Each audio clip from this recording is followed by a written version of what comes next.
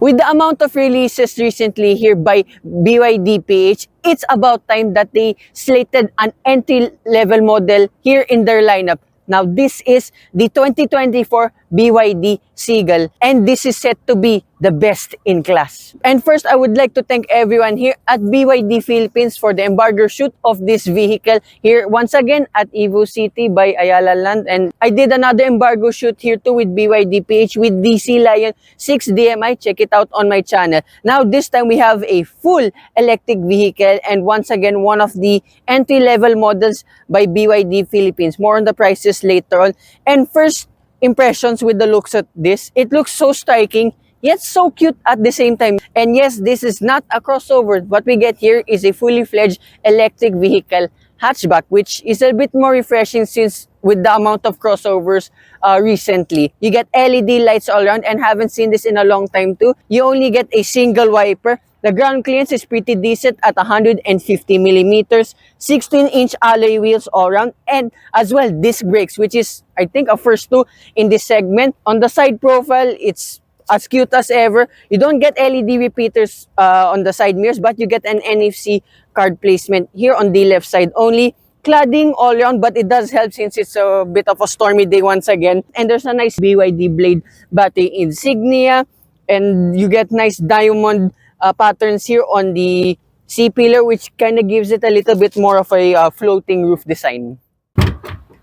Powering this all-new BYD Seagull is a 30 kilowatt-hour battery that produces 75 horsepower and 135 Newton meters of torque. And you have a 0 to 50 kilometer per hour time in 4.9 seconds. Hopefully soon, if we'll have a land out of this, I can test out the 0 to 100 kilometer per hour time. Which brings me on to the most important thing about this BYD Seagull is the charging port and the charging times. And this is one of the most unique EVs in this segment because this has the regular CCS2 or Type 2 charger, but you can have as well the DC fast charger. So you have an AC port which you can charge up to 5 hours, and if you want the DC from 30 to 80%, it will take around 40 minutes. So if you want the smallest EV that you can buy under, what, 6 figures, 7 figures rather, yeah, this is definitely the car to go for. Now, here at the rear of this BYD Seagull, one of the most unique things as well with this car is this very striking, full-functioning, long LED light bar. Usual Seagull badges here, and very important EV badge here on the left side. And I don't talk about roofs that much. Of course, it's not a crossover, doesn't have any roof rails and all that, but it's pretty flat. I like that. It's not the usual curvy or aggressive streaks here and there. It's just one nice line. Very clean looking. And the rear overall, of course, the looks, doesn't it look like a robot from Japan, if you know what I mean? It's very cute looking, I would have to say. And take note to first-time BYD Seagull buyers, the trunk release is not here in the middle because that's where your reverse camera is. So remember not to remove the sticker because it's a little bit adjacent here on the right side. Not an electronic tailgate, but hey, what am I to complain about with this price point? So this is the total space here. So I assume this is around 250 liters. I mean, hey, you can fit me here. Well, 2 or 3, even 3 of me sitting down here if the tailgate is open, mind you. And of course, it will double once you fold all of the seats down. And I think as well, this is one of the best boot spaces you can get in any hatchback. Now, this is the interior of the all-new BYD Seagull. The design language is pretty much the same throughout the entire lineup. Here in the door card, I love all of the blue stuff. Plastic is present a lot more here than usual. However, I am willing to forgive it since this is an entry model anyways. But at least for your soft pads, for your elbows, you still get the blue leather with the green stitching, and the interior looks really, really good. So there are 2 color options, by the way. So if you avail the one I'm driving, where we're all driving, the Sprout green color, you get a light blue material here. And for here in the door cards as well. For the other colors, like I think a brown one and a black one, you get a much darker blue one. I would love to see that in person as well. Steering wheel, pretty much the same throughout the entire BYD lineup. You get your cruise control functions on the left side and phone connectivity and instrument cluster adjustments on the right side. And my favorite button here, to rotate your 10.1-inch infotainment system equipped with wireless Apple CarPlay and wireless Android Auto. All work flawlessly.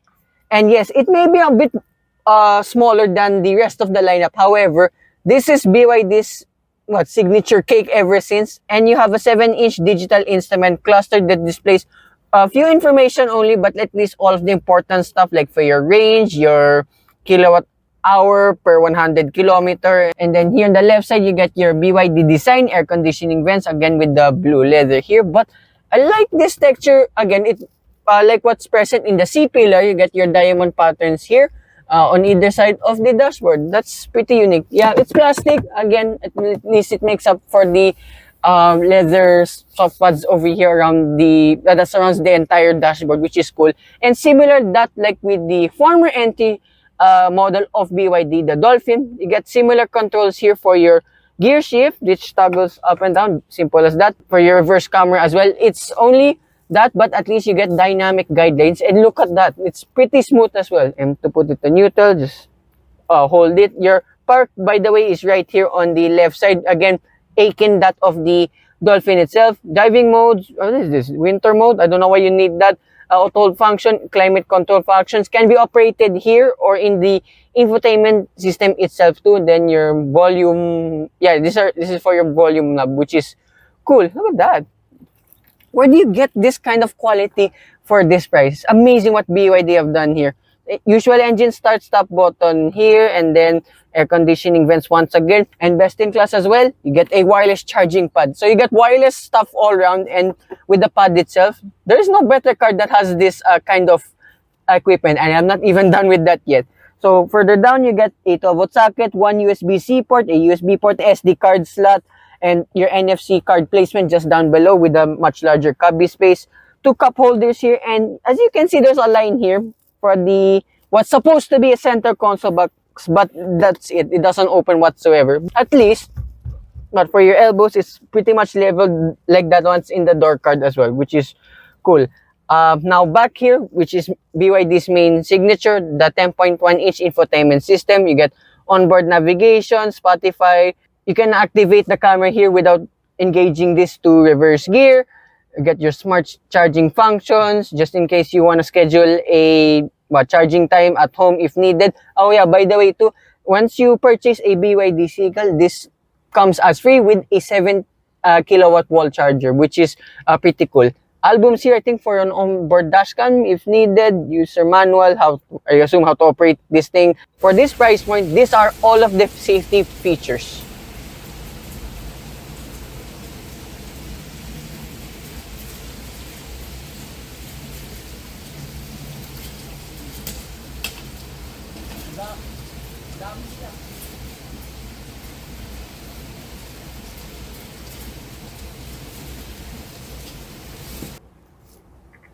That's a frog. So more on the driving dynamics later on in the video.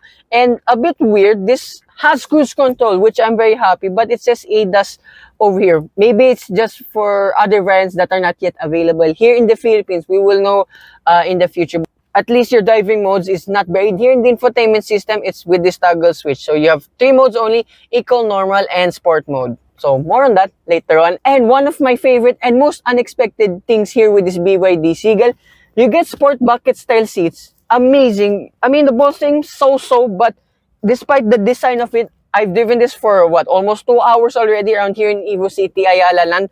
It never gave me the headaches, or rather backaches, of a pure sport bucket seat. I've been comfortable in this seat for as long as I've been driving this. Remember as well, if you get the other colors, this will be dark blue as well. Above here, you get touch-sensitive LED lights, but sadly, no sunglasses holder. And I assume buttons here for your sunroof.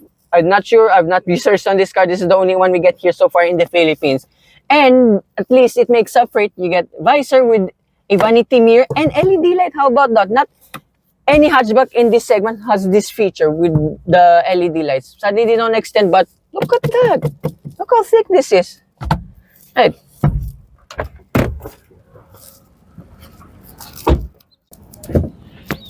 Now here at the rear of this BYD Seagull, yes, despite the dimensions itself, look at that!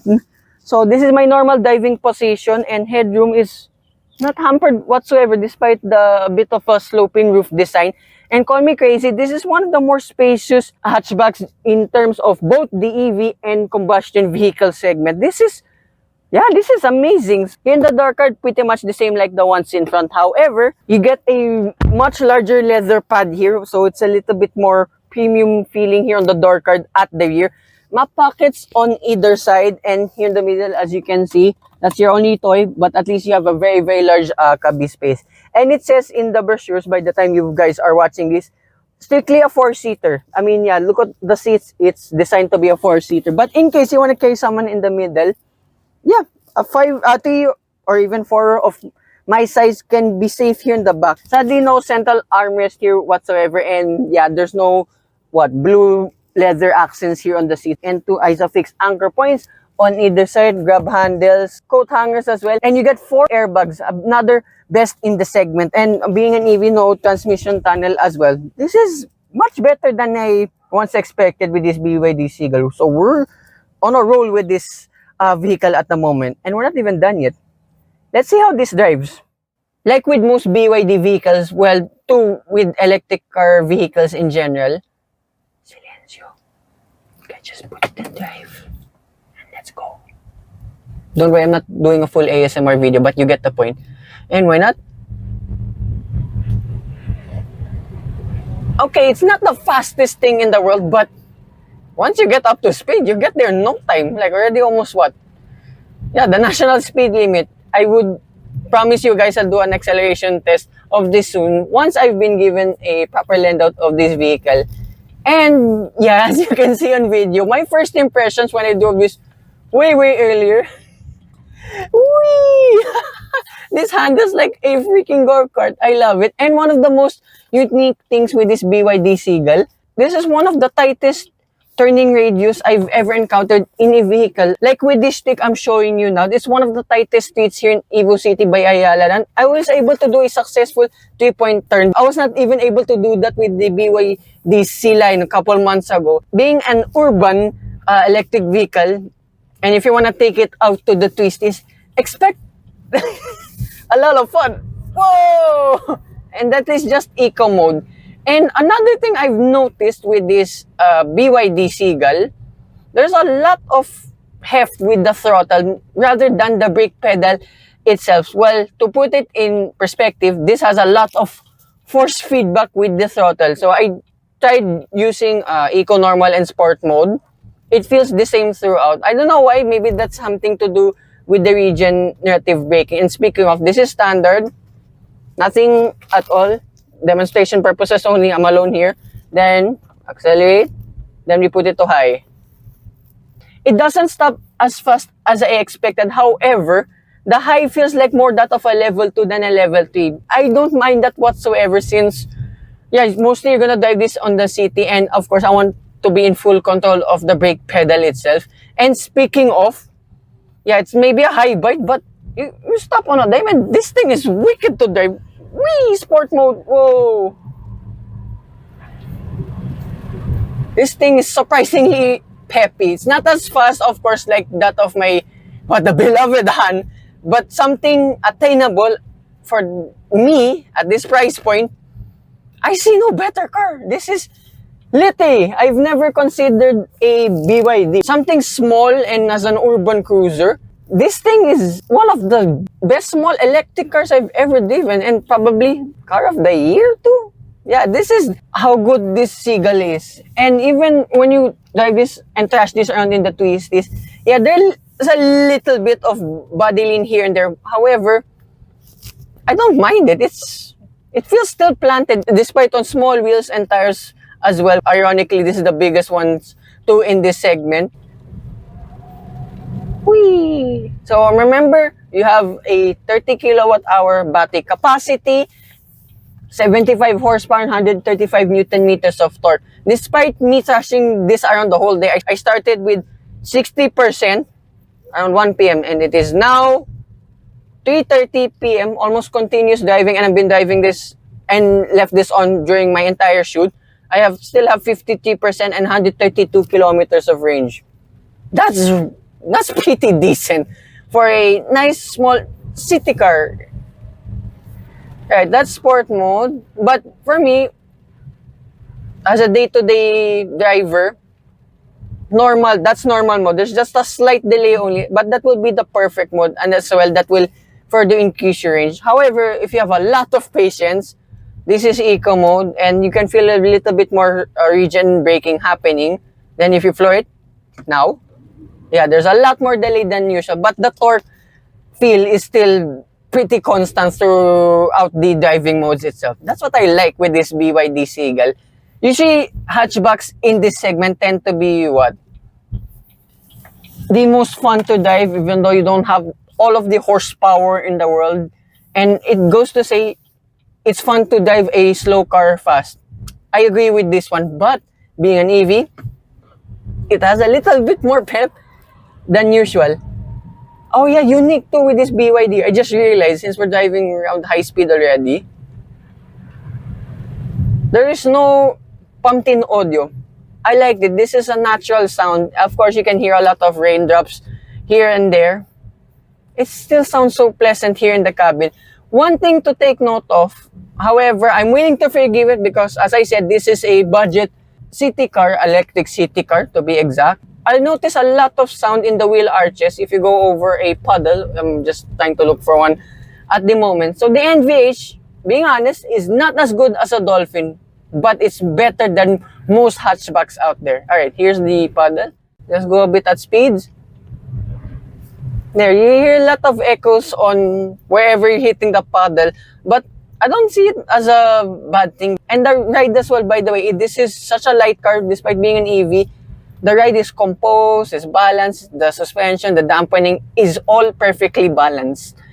And driving it around city, of course, it's pretty quiet. Like here, 40, 50 kilometers per hour, as is. And then if you go a bit faster speed, like 80, you can hear a bit of wind noise, tire noise, but still not an unpleasant experience whatsoever. Let's see by the end of the year if this will capture of this being the car of the year or electric car of the year. This is how good this BYD Seagull is. Now, for the cost of all of this, I do not have the exact price with me at the moment during the time of this shoot. This one is less than 1 million pesos. So this is the exact price displayed here now on screen. For that, there is no better budget electric car. And this is what makes this BYD Seagull special, because I might be able to finally buy one. One more time. Even high speed over bumps, pretty composed, just a little bit but nervous on the dampers, but still, overall, that's such a composed vehicle for a small hatchback. So once again, I would like to thank everyone here at BYD Philippines for the embargo shoot of this Seagull model, one of their latest and their newest entry model of the lineup here in the Philippines, and probably my second favorite BYD, only after none. But let's be realistic. If I had the money, you and I should just go right ahead and buy this vehicle. So, hope you guys like and subscribe, and I will see you with more BYD reviews coming right up. Bye-bye.